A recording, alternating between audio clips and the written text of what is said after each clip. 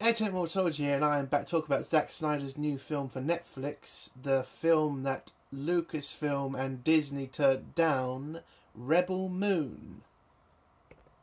Child of Fire, and my thoughts on this film. So, was Lucasfilm, was Disney right to turn this script down? Was this going to be a tremendous flop? Was it a terrible film? No, they were dead wrong. I think this film has to be not one of the best films of the year, but I will put it a little bit up there. Listen, this film has all of the old Zack Snyder crap, the slow-mo, dark shit, all the stuff he usually does. But if you take that away from the film, there's a good story in this film. A very good story about a group of people fighting a massive empire, which is an interesting story. So I don't understand how Disney turned this down, because it was a good film. It makes sense. The bad guys, they actually make you really hate these bad guys in this film and don't make it so bloody obvious. And the bad guys aren't fucking morons. Like, they can defeat you. They are smart. They are a threat to you. Unlike what Disney, Star Wars, has done to the Empire, Zack Snyder understands to have a satisfying film, you need an actual threat in that film. Not what Disney and Lucasfilm and Kathleen Kennedy have done to the Stormtroopers and the Empire. Make them so fucking incompetent, it's literally boring seeing their ass get kicked all the time. So, the biggest thing about this film that I liked is the casting. The casting is great. I don't think it's too many characters. I did see that going around, from the critics' reviews, if you even give a shit about the critics' reviews. Like, some of them said there's a bit too many characters, too much backstory. Listen, I don't mind a lot of backstory about characters. Sometimes that does help a film. Did Zack Snyder take a bit too long in this film to, go through the backstories and certain characters? Yes, we didn't really need to have whole massive scenes like the woman with the swords. I didn't really need to know about the whole family thing and the whole fight between her and I can't really go into that yet, but the big fight scene with her, I feel that, you could have that in the film, but was it really needed in the film? Not really. As for the lead actress, like Kira, she was great. And it was great finding out about her backstory, which again is very important to the film and explains why she's a badass. Unlike, again, in fucking Disney Star Wars, where you're just told to like this person because she doesn't have a dick. Which is how Lucasfilm kind of tells you to like characters now. Don't like them because they actually prove that they're a good character and have some backstory. No, you have to like this character because it isn't a man. This film, Zack Snyder proves why she's a good character and why she has a very understandable hatred towards the bad guys. As for the other cast, the general, Anthony Hopkins in this film, and it was great to, not see him, but hear him. He plays a robot who also gives you some backstory at the beginning of the film. And again, Anthony Hopkins is a great actor, and having him in this film, I think adds a lot of, it adds a lot to the film, because he is just such a great actor. The other casts, people, again, they are all necessary, I do think. The main bad guy, he's a very interesting bad guy, and you do hate him by the end of the film. I also liked his introduction to the film, and he is played by Ed Skrein, who plays Admiral Noble. And again, the way he's introduced, it's simple, it's effective, it gets you to hate him by the end, which again, I commend from Zack Snyder. You had Titus, the general.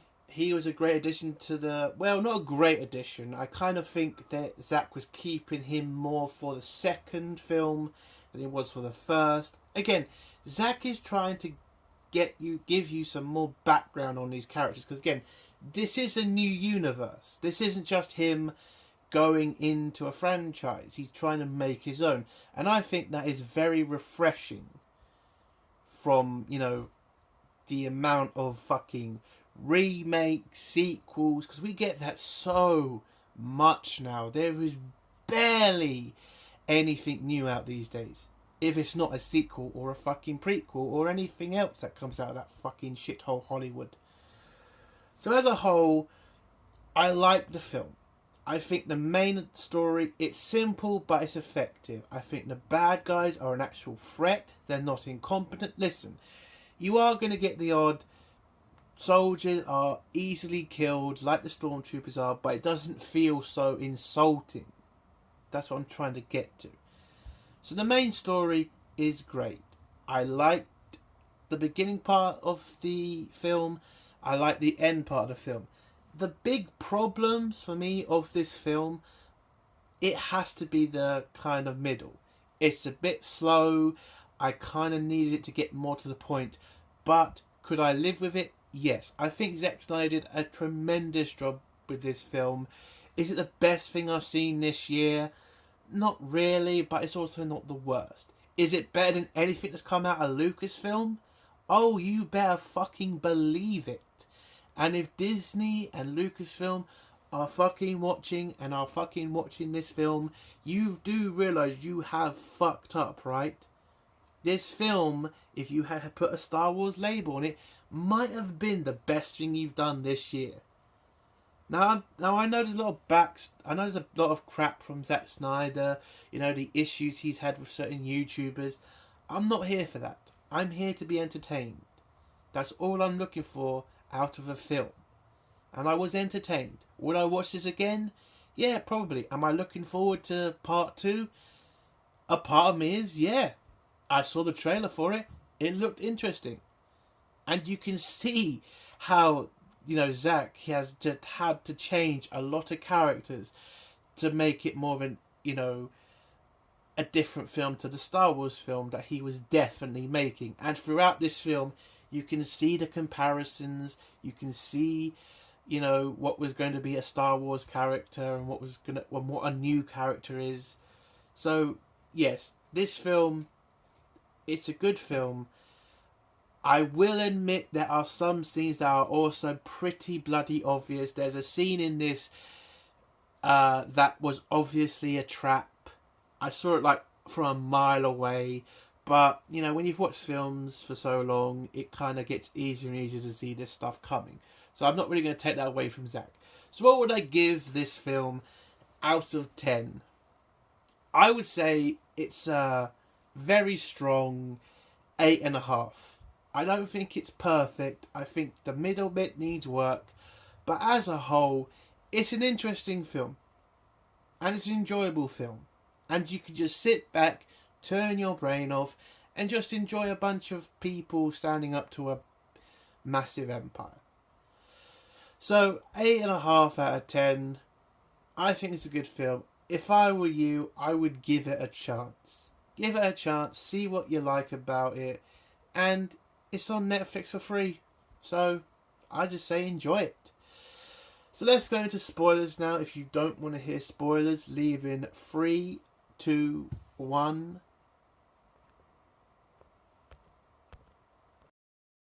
So the film starts off with Anthony Hopkins, you know, introducing us to the world. It's basically, you have Homeworld or Homeworld 1, which is pretty much used up all of its resources and has gone out throughout the galaxy to kind of get more stuff. This empire is controlled by a king and a royal family and a senate. But this new empire is now dealing with a lot of insurgencies now. So they are pretty much trying as hard as they can to destroy any threat to the empire, destroy any rebellions. and, you know, protect the resources they want to take and send back to Homeworld 1. So we get to this new planet where we first meet with Kara, I think, sorry, where she's doing farming. And, you know, you see a horse, you see the basic pretending, trying to make it look like an alien horse. I didn't think it looked that bad. But she's got a plough on, she's moving it about, and then we're introduced to a different farmer who tells Kara that there's a meeting in the main hall, not a meeting, a celebration in the main hall of this little farming village where they're going to do a celebration of the harvest.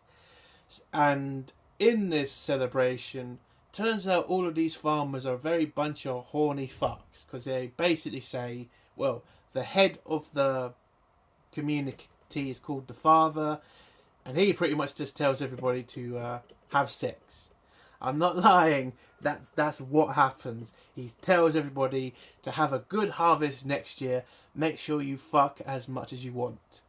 And I was just like, wow, we're going that far, are we, Zach? I found it very funny, but Kara is the only one who doesn't have a partner, and so a lot of people in this community are kind of judging her for that, kind of thinking, are you really a part of our community if you're still single and not, doing what's best for the community? Because again, this community thinks having sex helps with the harvest. I don't know if that's scientifically right, but that's how it is in this universe. So it turns out the guy who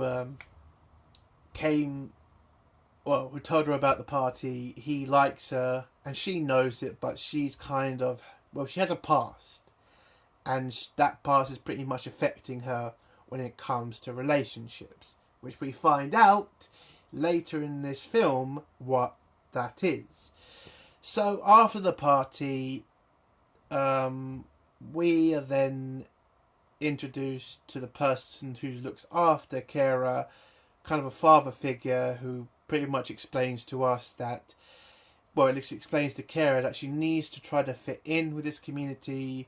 They've had to run from their community, so you should really think about doing your best to get in a relationship with somebody and, prove to this community that you want to stay. She doesn't really feel like that's what she wants to do. She wants to focus on, the harvest, focus on being a farmer. She's not really ready to do this sort of commitment. But as they all go to bed and then wake up and then deal with the harvest, Kara looks up to the skies and sees a dreadnought approaching the planet and a couple of ships heading down. She runs through the village to go to to the bell, rings it to pretty much warn the community that there is something approaching and they should all get ready for it. The head of the community, the farmer, he kind of realises they're in a bit of danger here, so he calls a meeting of all the farmers and he asks for their advice on what to do. Do they fight? Do they cooperate? Basically a little bit of democracy in this little village. So most of the farmers and the one who likes Kara say, yes, let's work with these people. We have enough grain to sell them. We have enough for ourselves. Let's just do what these these Homeworld 1 soldiers want. And listen, if we do that, then they might leave us alone. But Kara brings up the fact that she knows who these people are. She knows what they're like. She knows they're not just going to ask for little. They're going to take everything and then kill everybody that's left. She tries to give this warning to the father of the community, but the father says he's heard everybody's point, and he's just going to do what he's just going to have to do what he needs to do to keep his people safe, and also try to keep them, or at least lie to them as much as he can to keep them happy, the bad guys.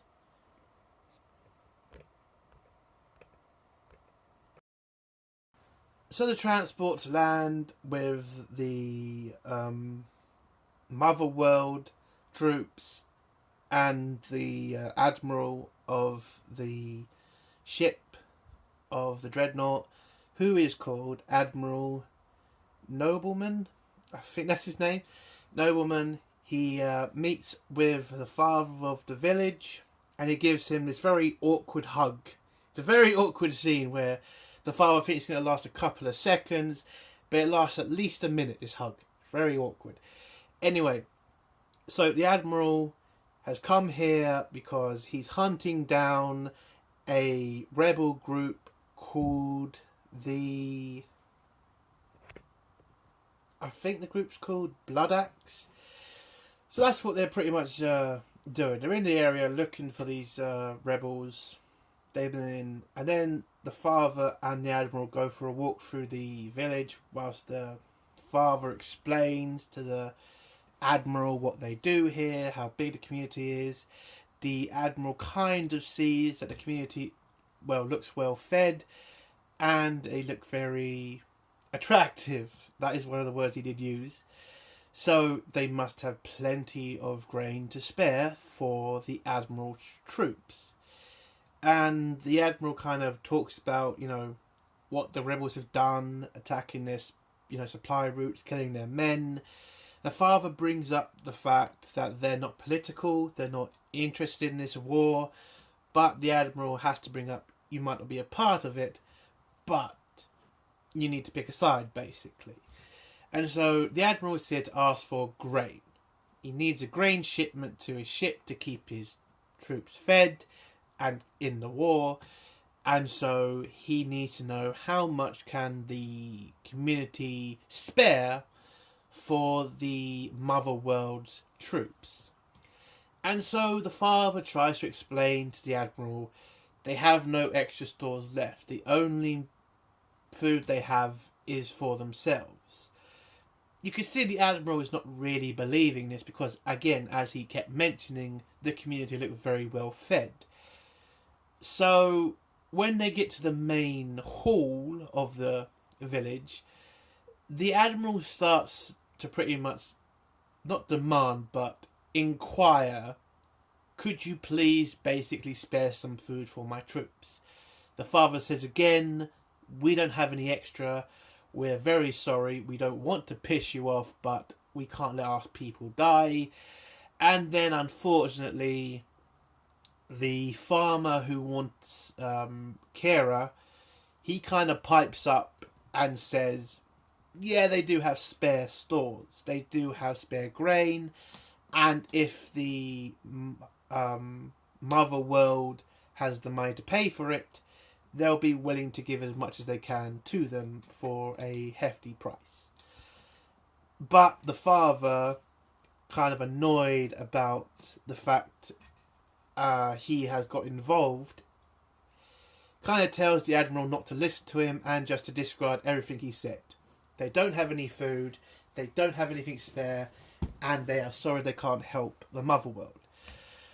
So the Admiral, as you could basically see, knows this is all bullshit. He knows they have spare food, he knows they have enough to spare for them, so he grabs a stick from the people in red suits.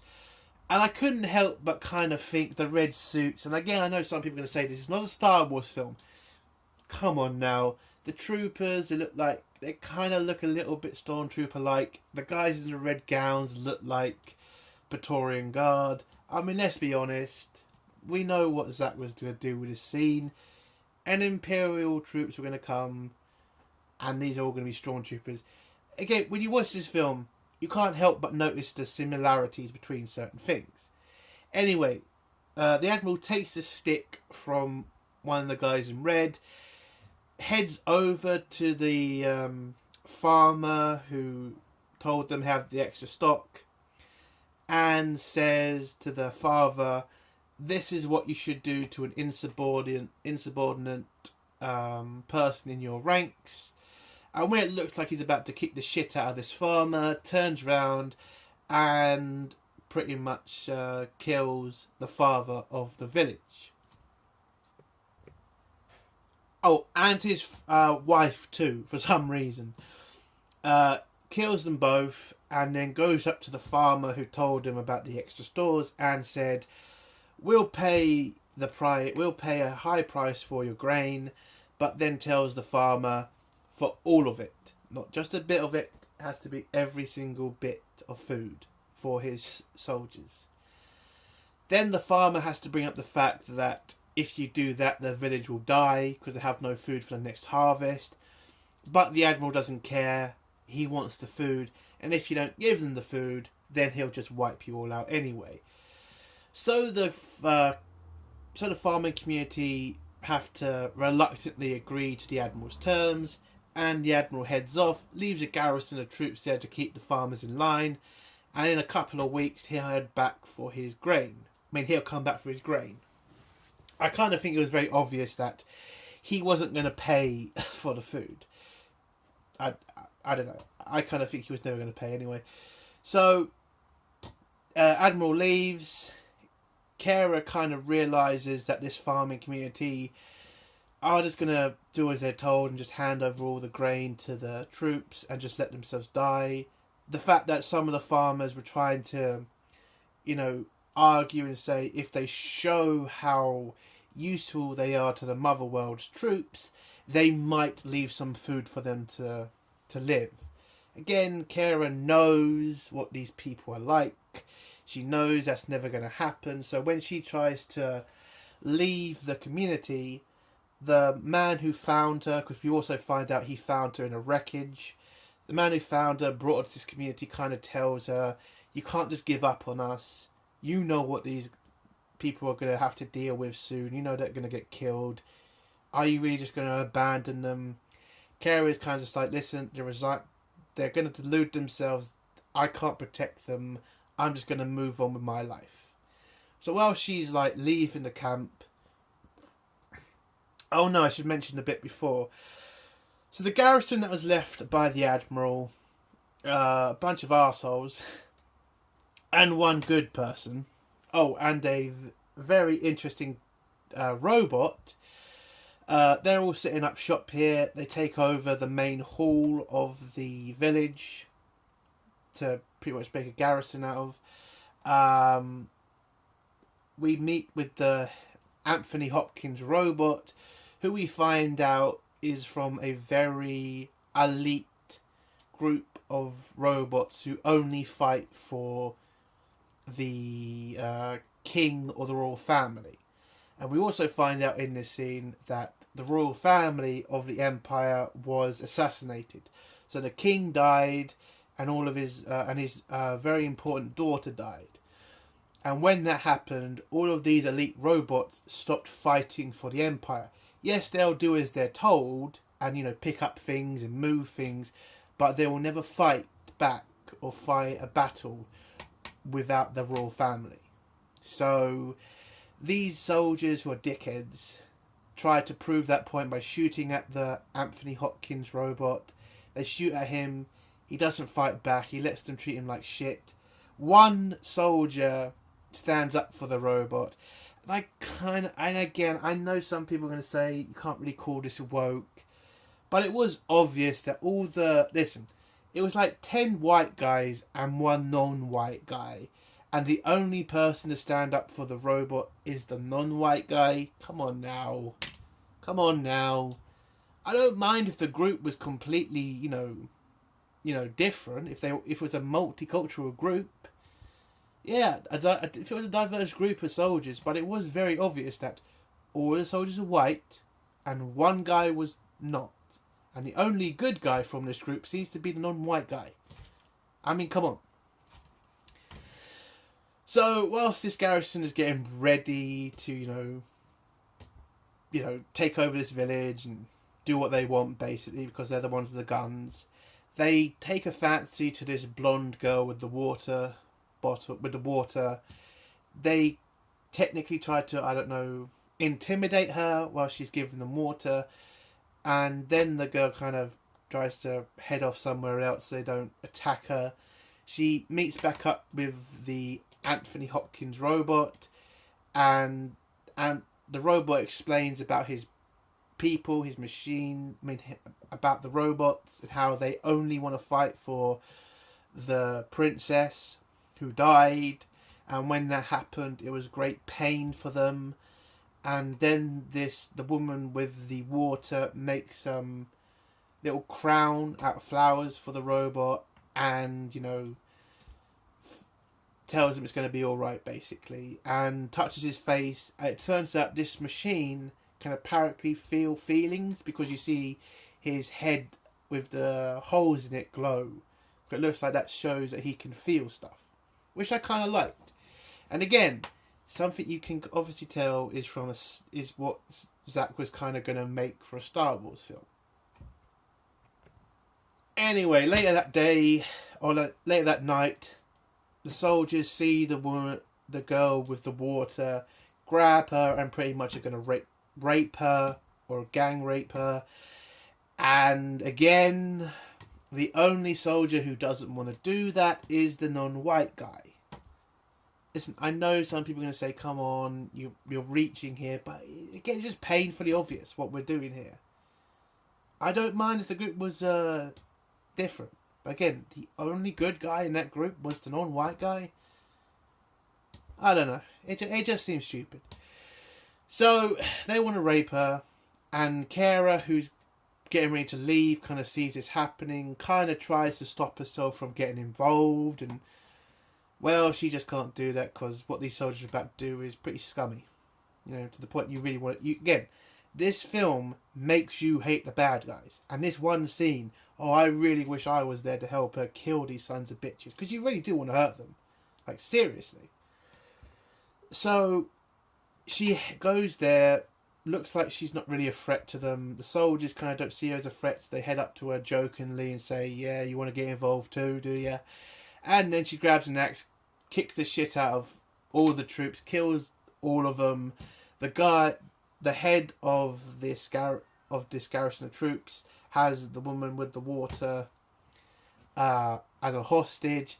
The one problem I see from this scene is he has a pistol, and there was multiple chances for him to shoot Kira. So I don't know why he didn't do that. But anyway, Kara kills all the soldiers with the help of the traitor soldier. And when they get to the head, who's got the girl hostage, Anthony Hopkins' robot turns up, and the last bad soldier tells the robot to kill all of these people, demands he does it, and then the robot picks up a rifle and shoots the bastard. And again, I like this scene. This is the first time one of his kind has used a weapon in a long time, and he picked it up to save somebody that he looks like he cares about. Then the robot realizes what he's done, drops the rifle, and then runs away. And that's the last time you see him in the rest of this movie, until the end, where you can see this is what he looks like at the end of the film.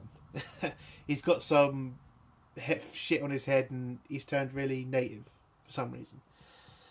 Anyway, so once Kira's kind of realised what she's done, they've killed a bunch of soldiers, and the homeworld isn't exactly going to be happy with that.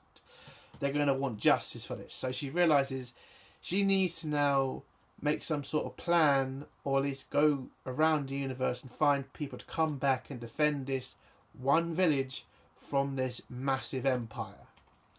So she heads off with the farmer who got the father killed, and well, she works with this guy because he knows the rebels that the mother world is looking for, or at least he's done business with them with his extra grain. So they have to head out of the village to this local town, where he's going to make contact with them, and hopefully she can persuade them to help defend the village from the empire. So they get to the town, they get into the bar, and before they get to the bar, it turns out the bounty hunters have found the farmer's contact, or at least the contact he needs to talk to get in contact with the rebels. So what do they do now? So they head into the bar, they get a drink, and then you get this really funny scene where this alien dude is really horny for the farmer. So he offers Kara he tells Kara what's the price for him to have sex with the farmer, and then you really get this really dirty, weird scene where he describes what you're going to technically do to him or something, about his sheets or something. Ugh, it was really weird. And Kara pretty much just tells him, there's no price you can give, he's not for sale, fuck off, basically. So this freak doesn't like that, tries to attack Kara, but Kara is a trained soldier, grabs a knife, kicks the shit out of him, puts the blade to the guy's throat and just tells him to fuck off. So he fucks off. Kara and the farmer then realise they can contact the farmers on their own. They just need to find out where they are hiding. Oh, I completely forgot. Oh, damn it. I forgot the scene. Sorry. Before they got to the town, we did get this scene where Kara tells the farmer her backstory. So basically, Kara is from a planet that was invaded by the Mother World, and the Mother World slaughtered everybody on her planet and her family when she was a kid. And when she was a kid, she grabbed a pistol, running through the streets to get away from the Mother World's troops. But she was then captured by the general of the Mother World's troops, the one ordered to massacre all these people, and she bumps into him. And it turns out this guy is a fucking insane person, because he goes up to Kara with the pistol, grabs the pistol in her hand and makes her put it to his throat, and says to her basically, pull the trigger. And Kara does. It doesn't work. So he just basically kidnaps her, takes her back to his ship, and adopts her, which I kind of found really funny. He adopts her. He trains her in the ways of being a soldier, in the Mother World's ways. She becomes so, loyal to the Empire. She marries someone from the home world. She fights for the Empire, and she becomes so, trusted from the royal family. She protects the princess of the home world. Oh, and the person she married unfortunately died in a battle that she was able to lead to victory, but apparently she loved that person so much she didn't want to ever love anybody else. And again, in this universe, apparently being single is very looked down on. So you have to do your duty to your empire by also being engaged with somebody. I don't know why that's their culture, apparently. So she did that backstory. We get to the town. I explained all that. So she kicked the shit out of the pervy guy. The pervy guy comes back with a bunch of men, and then Kara kills the men he brought back. And then when the pervert tries to shoot Kara in the back of the head, we are then introduced to Kane, who is a smuggler who shoots the head of the pervert, saves Kara from that, and then Kara kind of asks, why did you help me? And he just says, I just look for trouble. So basically, yes, they don't call him a smuggler, but come on now, his ship, he has cargo, it's illegal cargo, come on now, you know what this character was going to be. So Kane offers to help them find the rebels, and he also knows of another rebel that they can talk to help them on their mission to defend their village. So they get on his ship, head off to this planet to meet up with this rebel. When they get there, turns out this rebel has a debt to be paid to this farmer guy. I don't know what he was called. Oh, again, I forgot the creepy scene. So there's a scene where the Admiral is in a bath, taking some drugs or something. He's told about the meeting with the pirates, not the pirates, with the bounty hunters who have captured somebody that has information about the rebels. And then he says, notify me when they're inbound. And then he has this weird octopus alien looking thing that starts strangling him. So I don't really know what this scene was about, but it was really freaky with that fucking octopus thing. So back with the with Kay and them looking for the rebels. Kane tells them about another rebel that could help them. They get there, they meet, they find out he owes a debt. So Kara offers to pay for it because they do need everybody. And this is where we're introduced to Tarek. So Tarek is apparently a prince of a world that got destroyed by the Mother World. So yeah, this guy has more reason to hate the Mother World than Kara and the farmer guy. He lost his entire royal family to them. He wants revenge, but he has a debt to be paid. So they ask the farmer how much. He says like 300,000 credits. They say they can't afford that. So the farmer says the only thing I will accept as payment is if Tarek can help with a griffin monster. So what they need him to do is tame this griffin so that they can ride it or sell it. I don't know what they were planning to do with it, but that's the payment basically. So Tarek agrees to do that. He'll tame the beast for them, and that will be his debt paid. I don't know why he didn't offer to do this earlier. It could have been free of his debt if it was that easy. So he jumps on this griffin thing. They fly off. You get this whole scene about it. Again, this is where we get to the middle bit of the film where it does drag on for a little bit. I'm not saying the griffin scene is boring, but you could have, I don't know, you could have shortened it a little bit, I would say. So the griffin and Tara, fight each other, but then Tarek tames it, brings it back, and that's his debt paid to this rancher guy. And whilst he's heading off to the ship, it turns out Tarek told the monster to kill the rancher guy, and it does. And so, yeah, he gets away. The bad guy gets killed. They get onto the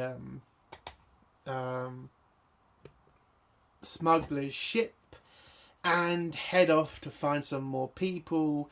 I'm going to rush this a bit. They find the Asian woman with the swords. She's trying to save a child that's being kept hostage by a spider. They have this fight scene with the spider. They save the girl, and then she joins the team because it turns out, again, the Mother World killed her entire family. You're kind of getting a pattern here in the middle that everybody's families have been killed by the Mother World. So the Asian woman agrees to go with them. Then Kara says that they need to find one last important person, who is called General Titus. So General Titus is the only general who was able to turn Mother World troops against the Mother World. He turned his entire company against them, and apparently he was such a great leader, such a great tactician, that he was the biggest threat to the Empire. To the Mother World's Empire. So he's on this planet that does, gladiatorial fights. Turns out when they find him, he looks like a fucking state. It looks like he's lost everything. We find out his backstory, that yes, he did fight the Mother World, but he was defeated by them. And when he negotiated his surrender, apparently in that surrender the Mother World betrayed him and murdered all of his soldiers. So he blames himself for that, and he is in this kind of depressing state where he blames himself for his troops' death, and he pretty much doesn't care about his life anymore. But Kara says to him, listen, we need your help. There are people out there that need to be defended from the mother world. Could you please help us? So he reluctantly agrees. So they head back to the smuggler's ship and head off to meet up with where the rebels are hiding. We then go back to the Dreadnought ship, and Dreadnought ship has received the bounty hunters who have got the guy who was the contact for the rebels. And so the Admiral tells the guy, listen, you tell us what we want to know and we'll free you. And so he reluctantly agrees, tells them where the rebels are, but when it comes to his release, the Admiral releases him by killing him, basically. So, yeah, the Dreadnought heads off to kill the rebellion. So, Kara and her group land on this weird alien planet where they meet with the king of the planet, and they tell them, yeah, you can meet with the rebels, but it's up to the rebels if they want to meet you. They wait there for the rebels to turn up. They do, and we're introduced to the brother and sister who lead the rebellion, Bloodaxe, and I did get the sister's name, sorry. So Bloodaxe leads this group of rebels. They don't see what this has to do with them, as they already paid the farmer for the grain, but the farmer says, listen, I gave you that, I put my people at risk, and now my people are dealing with the Mother World's troops who want to pretty much kill us because we made a deal with you. So Kira also tries to use a little bit of guilt to tell the rebels that, listen, if you're not going to help them, why is anybody going to fight with you or want you to win against the Mother World? So she uses that guilt trip on Bloodaxe. Bloodaxe reluctantly agrees and then realises, yeah, if we're not fighting for these people, who the fuck are we fighting for? We can't hide behind our ideals whilst people are dying because of them. So he goes to his troops and asks for volunteers. A bunch do, and they all head off with Kara to go protect the village. So before they get to the village, the smuggler wants to drop off his cargo so he can, have space for more troops so that they can get more people to this village. So they drop off all the cargo, and I kind of gotta say, this scene was obviously a trap scene. I mean, you could tell the smuggler was kind of acting a bit weird, so were the people on this station, and yeah, it was obvious that they were working with the Mother World. Oh, I missed out that scene. So the Admiral finds where the rebels were hiding, and tells the planet that hid them, you've betrayed the Mother World, so basically because you betrayed the Mother World, you're all going to die. And he literally just nukes the fuck out of the planet, kills their king, and then heads off somewhere. Where does he head off to? The smuggler's little pit stop. So the smuggler activates all of the traps, locks all of the people, Kara, the general, the Asian woman, and Tarek. So turns out all these people have a price on their head from the Mother World, and the smuggler guy is working with the Mother World to, get the bounties on all their heads. And then when he told the Mother World about Kara and how she is a lost child of the main general of the Mother World, yeah, that's what got the Admiral interested in this group. So the trap's set, the Mother World's troops come out of nowhere, destroy half of Rebel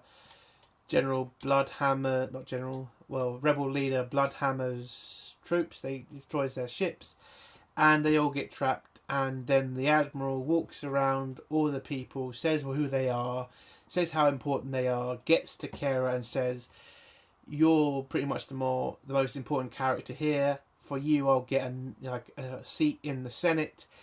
And yeah, that's what happens. But the cowardly farmer, who gets called a coward by the smuggler, gets told to kill Kara, or at least kill her a little bit so they can get enough information out of her brain before she fully dies. Gets this gun thing, gets told to put it in her head and shoot her in the head with it. But the farmer manages to grow some balls, betrays the smuggler, shoots the smuggler in the head with a gun, releases Kara, and we get this great fight scene between the Empire and the rebels. There's this big fight scene. Bloodhammer destroys the main ship because the main ship is wiping out his soldiers. He sacrifices his life by bringing that ship down. And then the final scene is Kara fighting the Admiral and then killing the Admiral and throwing him off the platform. And then the final scene with Kara and the group is them arriving back on the village planet and, getting ready for the wrath of the homeworld and their empire. And then the last scene is a ship finding the Admiral, who's supposedly dead, bringing him back on the ship, putting him in some sort of jar thing and reactivating him or bringing him back to life and sending his consciousness to go meet with the General, Kara's adopted father, and telling the General what's happened. And the General orders the Admiral to destroy the rebellion for good, but bring Kara back to him so he can torture her in front of the Senate and prove to the galaxy that you do not mess with the mega homeworld. And that's how the episode ends. We see the trailer for the next episode, which looks good to me. And yeah, that was an interesting film from Zack Snyder. I think it's a good film. I don't think it's the best, but I did like it. It's a film you can turn your head off, you turn your brain off to, and just enjoy it. And the trailer for the next episode looks good, and I can't wait to watch it. So, an 8.5 out of 10. If I were you, give it a chance, give it a watch. It's on Netflix. What's the worst that can happen? And that's the end of my review. If you like this review, give it a like. If you dislike this review, give it a dislike. If you like my content, do think about subscribing. And if you have a comment, leave it below, and I'll try to get back to it. Entertainment Soldier. Bye.